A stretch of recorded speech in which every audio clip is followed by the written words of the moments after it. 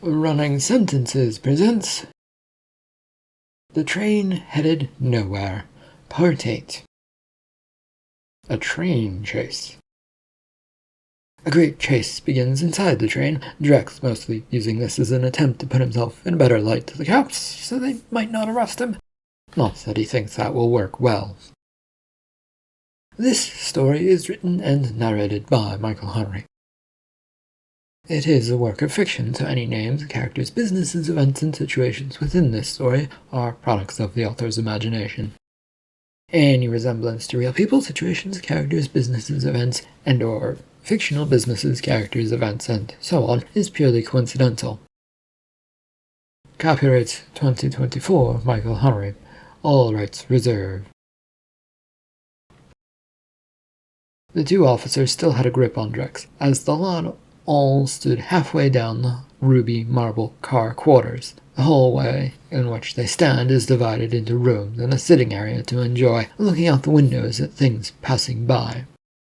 There was a green forest racing by, but it was hard to see, and this was the least of Drex's concern as he tries to get out of the grasp of the two officers. The criminal is escaping, and standing around here with your mouth gaping open isn't helpful. You can't expect us to believe you. Do or don't, Mr. Brown. Carl is running away. You have no evidence that it's the person you are seeking. Officer Mole, the worst criminal is potentially getting away. We should go get him. We're aboard the train, though. They don't have many places to hide or run away to. You'd think that, Mr. Brown, but tracking people down is fairly hard to do when you don't know where they can go. Now unhand me. Yanking this way and that, Drex manages to get his arms free of the cops, who are still lost somewhat in what to do in this moment. He springs away from them and hurries forward, feeling their momentary fingertips grasping to try and get him again. Stop in the name of the law, Officer Mole declared. There is no law here. Now follow me, you fuckers.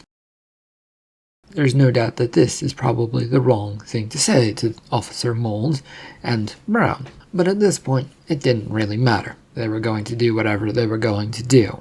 His only worry and hope was that they didn't have guns about them and that they would hurry to use them on him.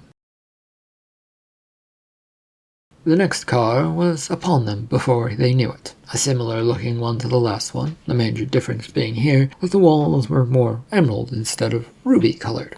Drex didn't pause at the door, having a feeling that if he stopped, he'd get caught, and he didn't want that.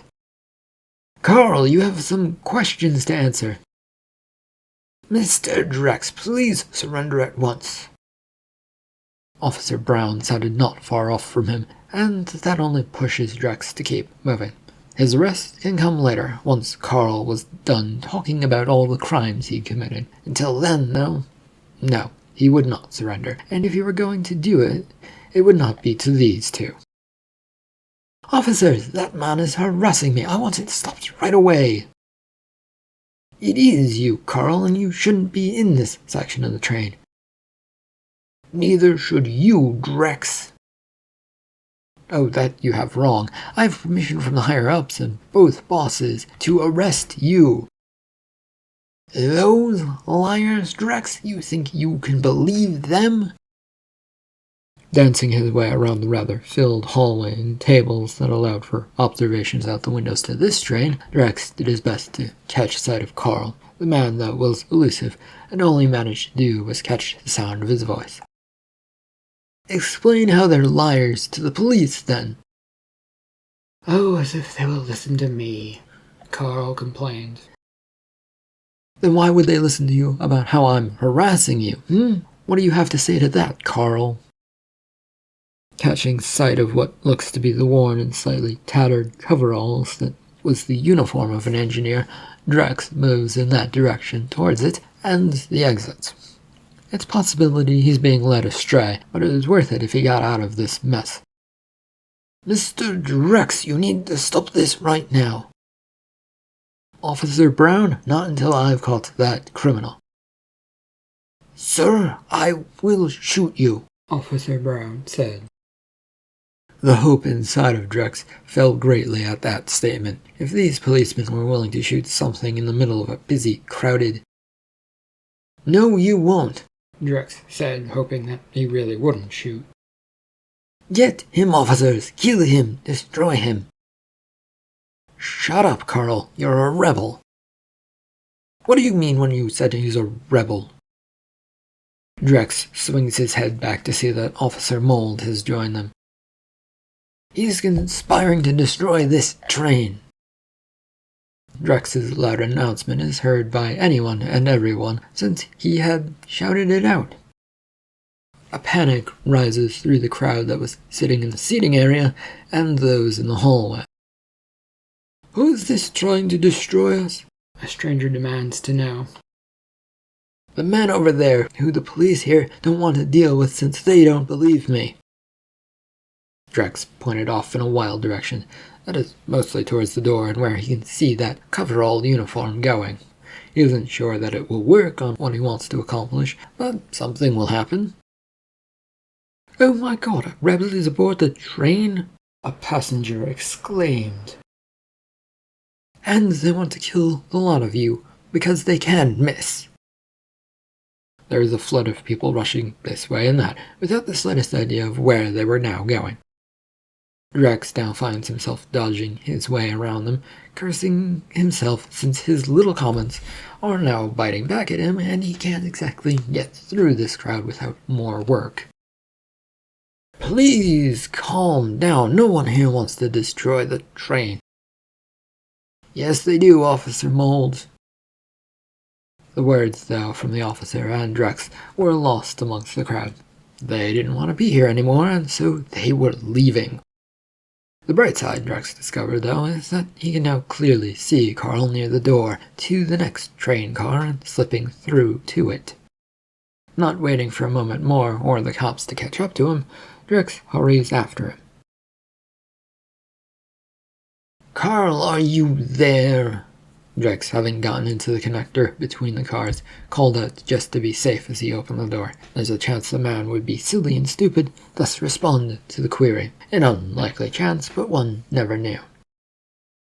He threw glances about the space to make sure that there is no way that Carl could climb out onto the train itself and up to the top. It appears that there is, even though the space is covered between the two cars to provide comfort for those traveling between them.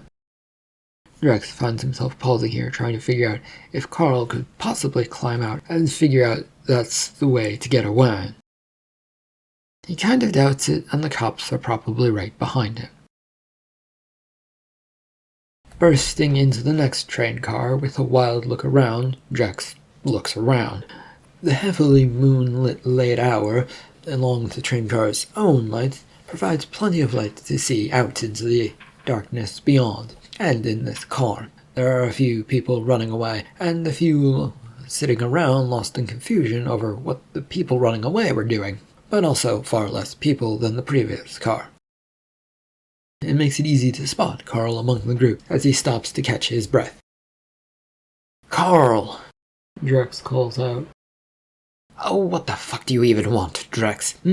Or are you a slave to those higher-ups doing their bidding?" "I would say I'm not, but you wouldn't believe me. I do not think you've ever believed anything I've ever told you, as a matter of fact." "Have you ever said something worth listening to?" "Yes, plenty of times about the engine. You routinely ignored what I would tell you about upkeep and maintenance on it." "Oh, wow, you're just now figuring it out?" The words hit Drex much like a brick to the face, hard and fast, and without a care in the world that he had some thoughts going on that he needed to sort through. Reeling himself in did little, as he now knew that Carl had been ignoring his reports on purpose, and there were plenty of questions as to how he couldn't have seen that popping into his mind. Then figures it's because he didn't want to raise the ire of any of the bosses, which is funny since he'd been doing that a lot lately. "Well, I see that now, but your plan didn't work, did it?" "Well, you'll never know until the train stops, and then who will be to blame? Who will they blame?" "You," Carl said all too victoriously, not too far away from him, but a good distance away. I'm no longer an engineer, so do keep up with the changing times and the fact that you're about to be killing hundreds of innocent people. You think this group is innocent? They're innocent? There was a bit of a ruckus behind Drex, who keeps moving forward, trying to get to the middle of this car, closer to where Carl stands, snarling at him. No weapons that he could see so far, which was a good thing. Stop right there. The announcement by Officer Brown was just not what he needed right now. No, I have a matter to settle with my old boss, and he has to answer questions as to why he's working with the rebels. Why? That's all you want to know, Drex? How droll of you and simple. Sad to think about or even waste energy on. To answer you, it is because this train is filled with people who don't deserve to live. Well, officer, you heard him. He's trying to stop the train and confesses to it. You need to worry about him and not me. To be safe, and to get a sightline on where the officer was, Drex took a step to the side. Like the previous two cars, this one was divided into a seated area with windows and rooms. Drex now stood next to the seating area, glancing between the two. I need to know what's going on before I do anything. You didn't when it came to me, Brown. You were found guilty of being in an area you weren't supposed to go into. That's a shut and dry case. I was searching for this man who was trying to destroy the train and just confessed to it. The few people who were about here began to back away, looking rather concerned by the sudden news and potential threat to them. This also causes a few doors to the rooms on the other side of the hallway to open, with inhabitants peeking out to find out what all this noise was about. Take one step towards me, officer, and I will destroy the train. Arrest that man, and nothing will happen. That is a lie. He's going to make something happen either way. Don't listen to him, officer. I'm still not sure, Officer Brown started to say. He is part of a rebellion which seeks to destroy the government, and this train is a sign of the government. Or something like that, I don't know. They want to kill everyone aboard, to show that things are bad and need change is what I'm guessing. The officer's face hardens as he takes a few steps towards Carl, who then produces a box in his hand. Do as I say, or the whole train goes off the tracks. Officer Brown pauses for a moment, staring at the hand of Carl, which makes Drex frown. It couldn't possibly be some sort of a device with explosives hooked up to that, could there? You're willing to kill everyone, Mr. Carl? The officer asked. It is my way or nothing. The world now sits on your shoulders, policeman. Well, answer me this, then. Why are you even doing this, Mr. Carl? The officer asked. As Drex says, the world needs to change. The government needs to learn lessons and change. What more could anyone ask or want? To let people live their lives, Drex said. If I did that, nothing changes. These fleeing people would continue to do things the way they've always done them. They don't care about what happens to the rest of us. You don't know that to be true, though, and you don't know that they don't care about you or what happens to you, Drex offered, trying to make Carl see the light. It is true enough for me, that statement that I made, and it is all I need in the end. Now, officer, is it to be the train's destruction or Mr. Drex's destruction? What do you mean by his destruction? Arrest him and then throw him off the train at once. Do that and the place won't blow up. I would fight any such attempt to arrest me. Fine by me, idiot Drex. I don't really care what you do. Except if I win. Fair, but officer, arrest that man. Brown took a moment and turned to Drex with a pained expression. Not a sorry one that he's going to do this. Nope. Just that this is about to be done. You're really going to throw me away? That isn't very nice of you to do, officer. Risking one person when you don't even know if Carl will keep his word. I have to take the chance that he will. He won't, Drex said to counter the officer. There is no choice in the matter. Drex throws a glance towards Carl, who he notices is slowly backing away towards the door to get out of here. He was not about to let this man simply walk out of here, and not without a few more questions answered. And where are you going, Carl? None of your business. Arrest him and do my bidding, officer. A lot of worry and thoughts were going through Drex at that moment, like what he was about to do about all of this. There is no way he wants to be arrested, but there's no way to avoid it, unless... Officer, you don't have to do this. I really must in order to save the train, though, Mr. Drex. With that affirmed, Drex did the only thing he could think of. He turns and runs right at Carl, who freezes for a second, then turns to run himself out the door.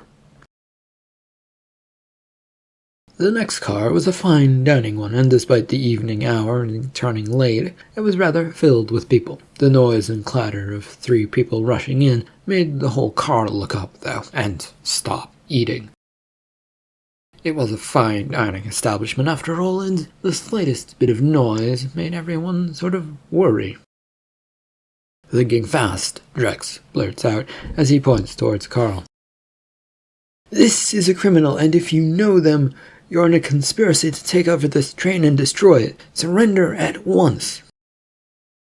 Chaos erupts as everyone shoots up from the chairs, all trying to comprehend what was going on and what was said, and the area between the tables was now filled with chairs and people, making it a bit harder for anyone to get away or move anywhere. Carl, though, in a smart move, jumps onto one of the tables to try and avoid this. It would have been a great move, but the tables are rather spread out, so jumping from one to the next is a bit of a challenge. This man is a liar. He intends to blow up the train. No, he doesn't. That was your threat, Carl, Officer Brown said. And the train officer is in on it. Let me get away from them, and I can save the day. Carl's words were great, but no one was listening to a single word coming from him, as Drex and now the officer do their best to catch up to him. A slow race with people getting into and out of the way, all while panic spread throughout the crowd, trying to figure out what to do. Drex manages to move around without getting onto a table, but his grand move had gotten him no closer to actually catching Carl. They aren't listening to you or anyone, Carl. Just surrender and we can talk about this. Talk about this? You just talked and you wanted me off the train. There is nothing more that needs to be said. A thing that Drex could not deny, nor did he try to, nor did he really want to, for that matter.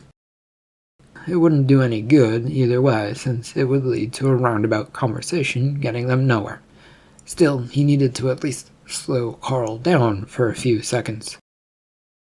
What about a deal? No! Why not? You have no abilities to promise me anything, and why would I honestly believe you if you could offer what I wanted in the first place? Well, I don't know. You don't know my job and what it offers. He knew the comments were a long shot and unbelievable at best, but he could try to at least get Carl thinking. He really didn't know what else to do. I know enough about the likes of you and your bosses. They won't give you anything, Drex. Well, that isn't true at all. They gave me a new job after all, and I did do some stuff for them, so we're on good terms there. I can make deals. Carl, though, was moving through the crowd, jumping from table to the floor, then back to another table when he could. The crowd is now beginning to thin out, making the whole process much easier. It works out for Drex somewhat as well, as he now gets a bit closer, since he isn't jumping onto tables. "Stop this madness at once, Mr. Carl! Don't you have some sort of weapon, officer? You threatened me with such a thing. Only to be used in emergencies." "This is an emergency? The man is threatening an entire train with destruction. If I can corral and arrest the man without resorting to such action, it is highly encouraged. Threats work best. Action second best." "That, officer, is not the least bit helpful." "It is a great help to me." Carl had mostly gotten to the far door to get to the next car, but Drex was hot on his tail. A little closer this time, but not yet within his grasp. The passageway between the next car was oddly different, offering a little platform for one to get out and see the passing sights. The train now is moving fast, and the wind whips by at a high rate, howling at them. Carl had run to the little space and crawls onto a railing that protects anyone from stepping off. "What are you doing, Carl?" Drex steps out and watches for a moment as he sees what's going on. "Escaping, of course. My mission is compromised, but I won't let myself fall into your hands." "You're committing suicide?" "If that's what it looks like, then sure, that is what I want to do." With a precarious balance up on the railing, Carl stands and tries to hold on. Then a moment later, he jumps to the side. "Fuck!" In a hurry, Drex rushes forward to try and see what happened, only to realize things are going by far too quickly. He wouldn't be able to see if they fell or anything, but it only takes a moment more to see a pair of legs dangling from the next car and being pulled onto the roof of that car. "You suck at escaping, Carl. I'm coming out to get you." He said this more out of bravado than anything else. He had no plans to go out there or to really capture this fool. Of course, his only option is to follow as well, since that is his job, and it was one he really didn't want to do right now. Slowly, he grabs a hold of the railing and begins hoisting himself up onto it. "I leave you alone for an hour, and this is how you repay me?"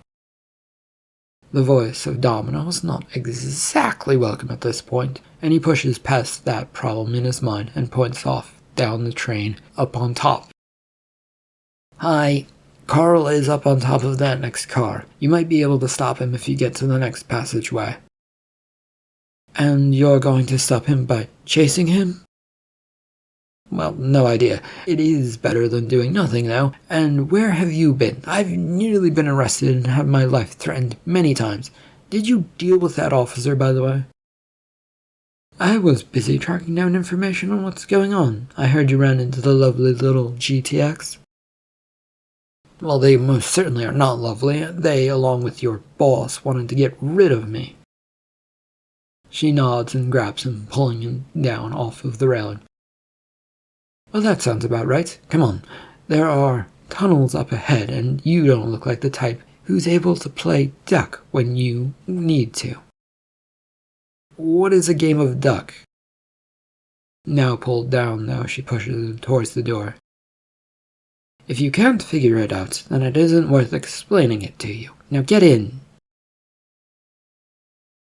The next car was empty of anyone in the hallway, and to Drex appears to be another sleeping car, different, with just a hallway and rooms. He finds himself pushed forward through this space while trying to keep to his feet. The pushes by Domino were certainly more urgent now and with force. "What are we even doing now? I mean, what are you doing?"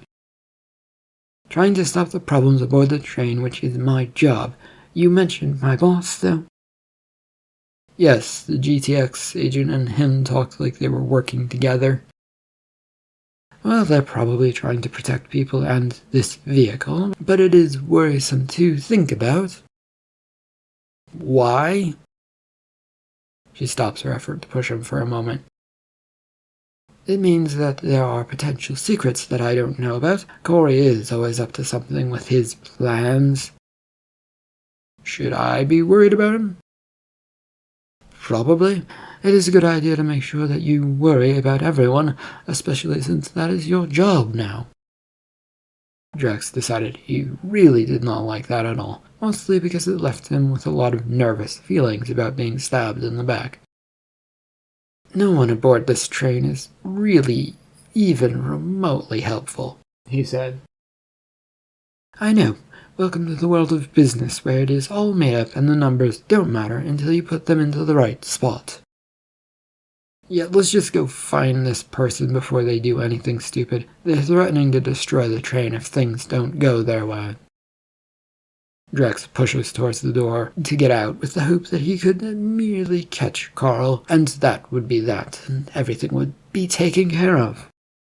In the back of his mind, he is aware that it won't be simple and easy. In the passage between the cars, Drex pauses the spot between the train cars, this one being a completely open-air one, and he looks for the man that they're chasing. No sign, and he pushes on to the next car. A different train car greeted him this time, with a center hallway and doors to either side of it. A sleeper car, no doubt, as Drex pushes onward, hoping to catch sight of something at this point without overrunning or underrunning Carl. What do you plan to do if you catch this guy? Drex asked.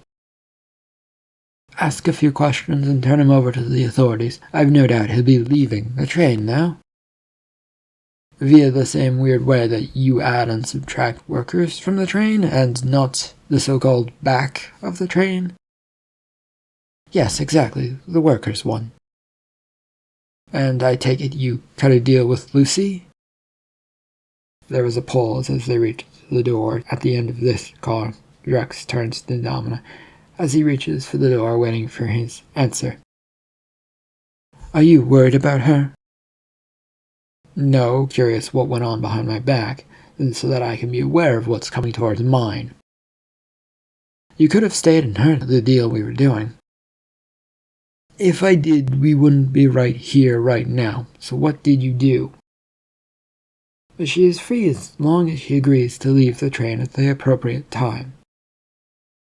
A nice sentiment that Drex found himself not believing, since that would go against all he'd been told lately. No, they probably would not be keeping their word. You say that. Yes, trust or distrust it, but it is what we said. Now can we concentrate on capturing a fool? Hand on the door handle, it was more than a moment before Drex decided to do anything.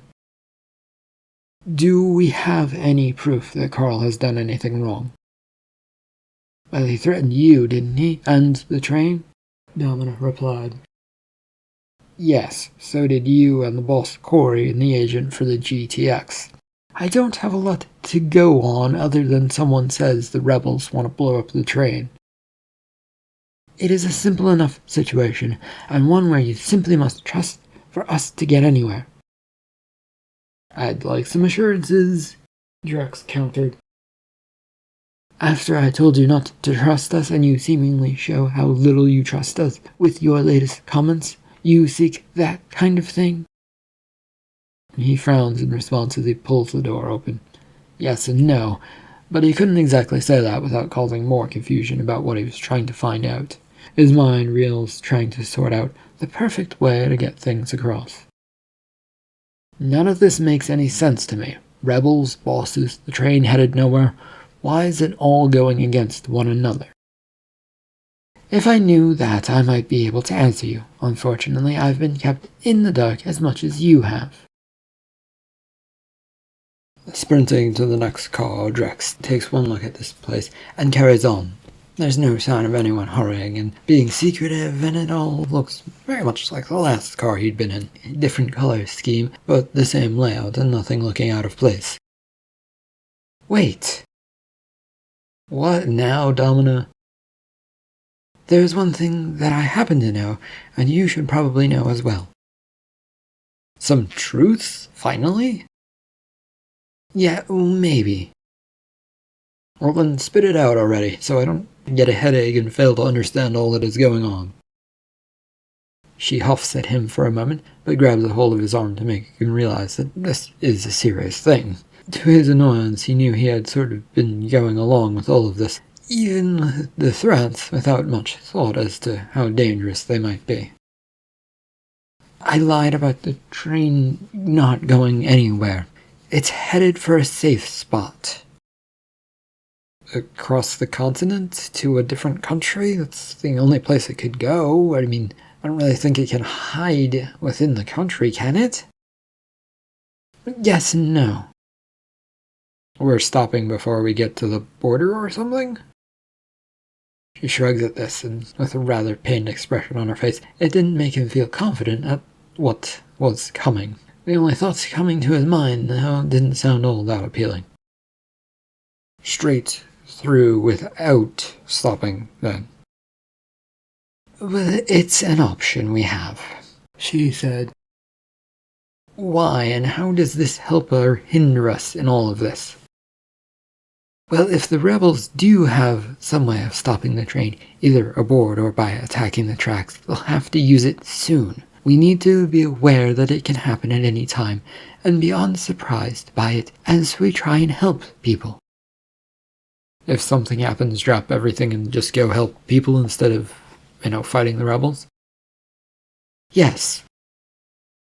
That completely surprised him, since he hadn't expected the conversation was going to go there. It made sense, but also none of it made much sense to him anymore. Why do I need to know this? We're pretty sure there's a bomb aboard. So we need to capture Carl to make sure that it is or isn't the case.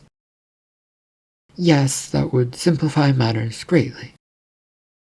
So don't throw him off the train, then. And the agency, the GTX, has failed to do its job and find it?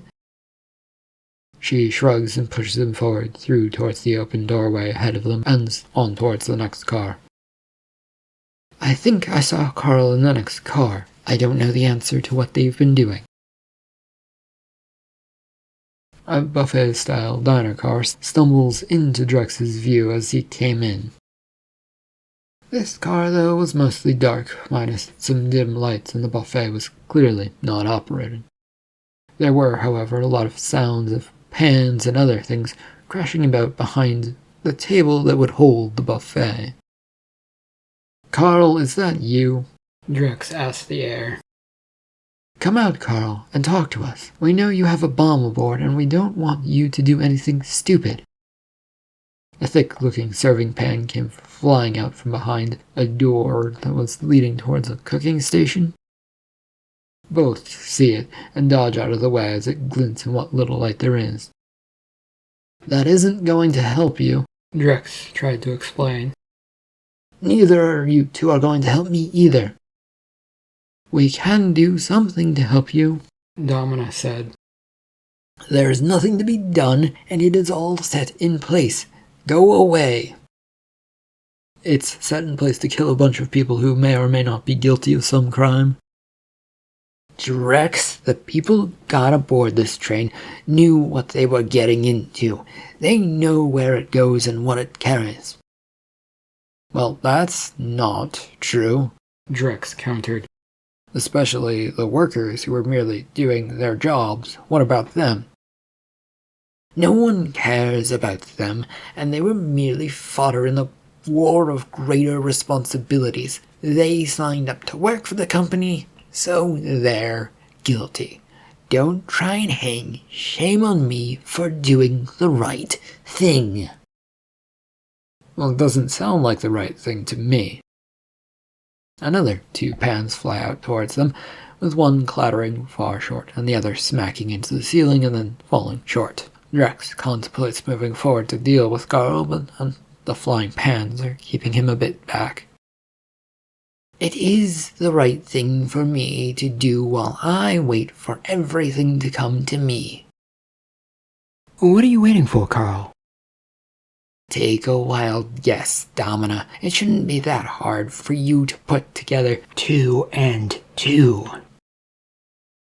She now steps forward with great urgency and completely ignores the pan that flew past her head.